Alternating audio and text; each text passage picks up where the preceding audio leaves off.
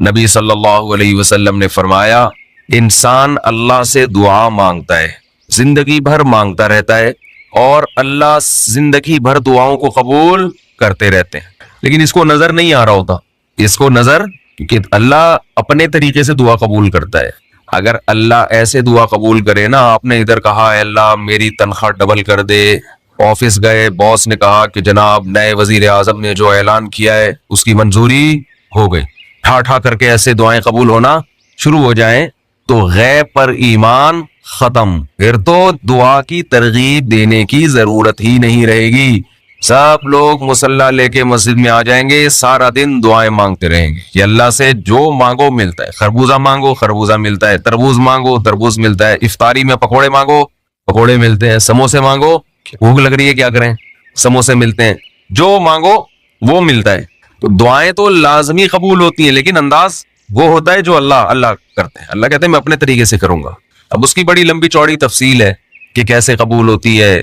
بعض دفعہ جو چیز مانگ رہے ہیں اللہ وہی دے دیتا ہے آپ کو، بعض دفعہ اس کا متبادل دے دیتا ہے، آلٹرنیٹ دے دیتا ہے، بعض دفعہ نہ آلٹرنیٹ دیتا ہے نہ وہ چیز دیتا ہے، کوئی مصیبت آنے والی ہوتی ہے، اس دعا کی برکت سے اس مصیبت کو ٹال دیتا ہے۔ آپ اپنے بیٹے کے لیے بچی کے لیے دعا مانگ رہے ہیں اس کو ٹھیک کر دے، وہ ٹھیک نہیں ہوئی لیکن دوسری نے بیمار ہونا تھا، اللہ نے اس سے وبا کو ٹال دیا۔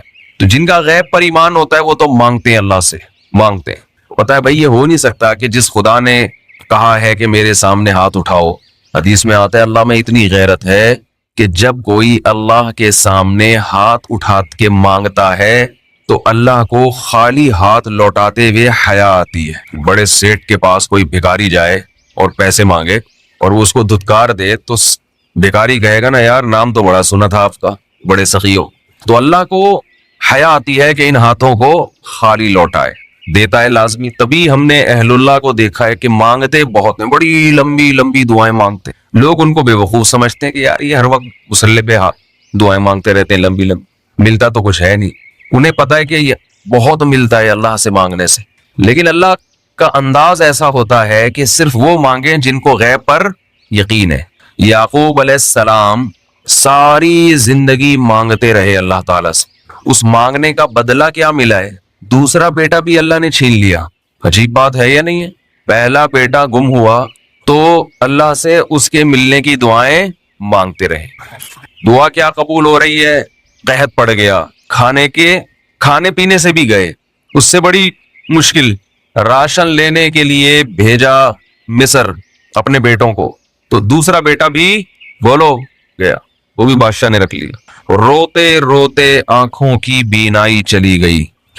آپ کی اولادیں آپ سے کیا کہنے لگی؟ تاللہ تفتأ تذکر یوسف، اللہ کی قسم آپ یوسف کو ابھی تک یاد رکھا ہوا ہے، حتی تکون حرضا او تکون من الہالکین، آپ کی جان نہ چلی جائے۔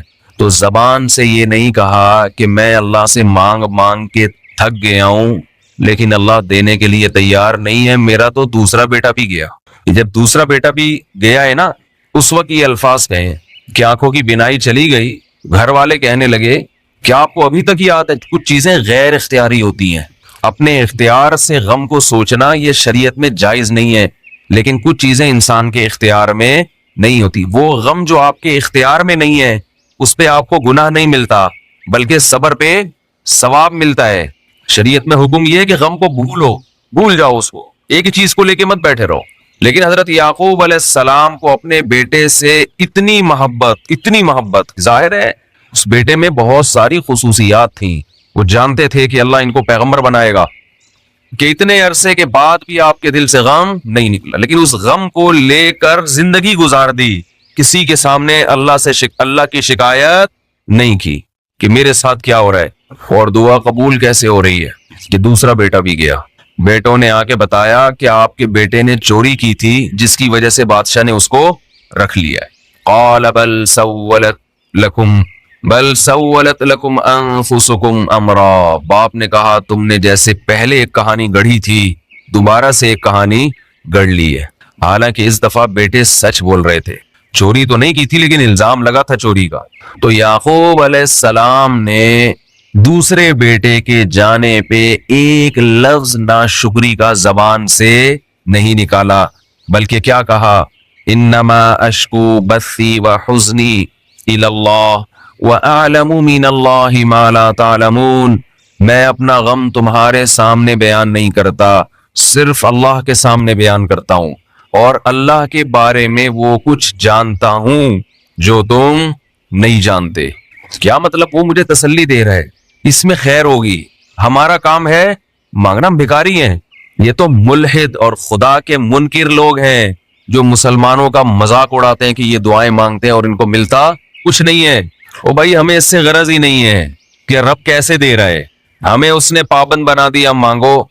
तो हमें अहलुल्लाह को तो मजा इससे आता है कि उसने हमें बोल दिया मांगो, वो ना भी दे, मांगना ही हमारे लिए सब कुछ है। तो मैं जो बात अर्ज कर रहा था वो ये थी कि याकूब अलैहिस्सलाम मांगते रहे, फिर दूसरा बेटा भी छिन गया। कोई मायूसी का, कोई लफ्ज मायूसी का जबान से नहीं निकाला। तो हदीस में आता है कि एक बंदा मुसलसल दुआ मांगता है और अल्लाह कबूल करता ही रहता है, यहां तक कि ये बंदा एक दिन जबान से एक लफ्ज निकालता है, क्योंकि इसको कबूल होते हुए नजर नहीं आ रही होती ना दुआ। ये जबान से क्या लफ्ज निकालता है कि मैं दुआ मांगता हूं मगर अल्लाह कबूल बोलो नहीं कर। जैसे माज अल्लाह नकल कुफर कि याकूब अलैहिस्सलाम अगर कह देते कि अल्लाह कई साल से दुआ मांग रहा था बेटा मिल जाए, मगर तूने तो दूसरा भी छीन लिया, लिहाजा साबित ये हुआ कि मैं मांगता तो हूं लेकिन ऊपर वाला कबूल बोलो नहीं करता। अगर ये लफ्ज जबान से निकालते जैसे कि आजकल लोग निकालते हैं जबान से, तो हदीस में आता है ये जो जुमला जबान से निकाला है इसके बाद से अल्लाह कबूल करना छोड़ देते हैं। इससे पहले हो रही थी, आपने ये लफ्ज कह दिया इसको हल्का समझ के, अल्लाह के तराजू में ये कलिमा, ये छोटा सा जुमला बहुत भारी है अल्लाह की गजब को दावत देने के लिए। अल्लाह कहते हैं मुझे ताना दे दिया कि मैं कबूल नहीं करता। घरों में झगड़ा होता है ना, औरत कहती है मर्द खिला खिला के थक जाए, बीवी कहती है हाथ तंग किया हुआ है खिलाते नहीं हो। बाज़ दफा आदमी को गुस्सा आता है कि अब मैं हाथ अपना तंग करके दिखाऊंगा, बंडे नहीं लेकर आऊं।